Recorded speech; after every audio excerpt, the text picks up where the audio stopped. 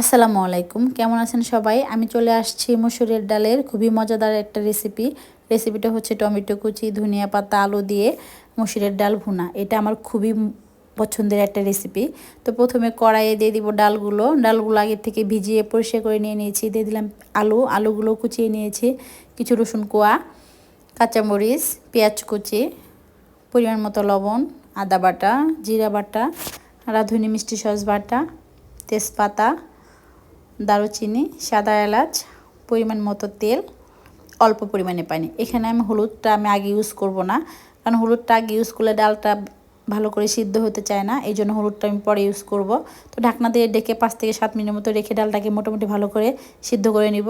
ডালটা সিদ্ধ হওয়ার পর দিয়ে দিব পরিমাণ মতো হলুদের গুঁড়ো দেওয়ার পর একটু নেড়ে চেড়ে দিয়ে দিব টমেটো কুচি দেওয়ার পর আবারও ঢাকনা দিয়ে ঢেকে রেখে দেব 4 থেকে 5 মিনিটের মতো ডালটাকে ভালো করে সিদ্ধ করার জন্য।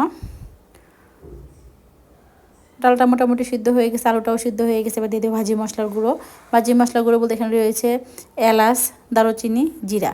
তো ভাজি মশলাগুলো দেওয়ার পর আবারও ঢাকনাতে ঢেকে 2 থেকে 3 মিনিট মতো রেখে দিব। পাশে কড়াইয়ে দিয়ে দিলাম পরিমাণ মতো তেল, পেঁয়াজ কুচি, কাঁচা জিরা।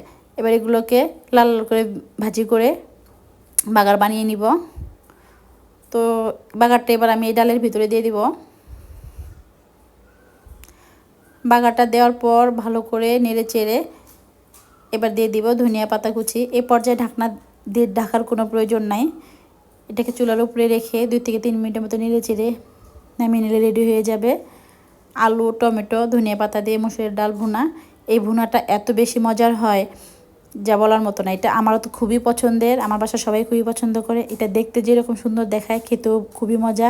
এটা গরম ভাত, রুটি, পরাটা সব কিছুর সাথে খুবই মানানসই। যদি আমার রেসিপিটা কারো ভালো লাগে অবশ্যই আমার পেজে ফলো বা শেয়ার করে দিবেন। সবাই ভালো থাকবেন, ধন্যবাদ।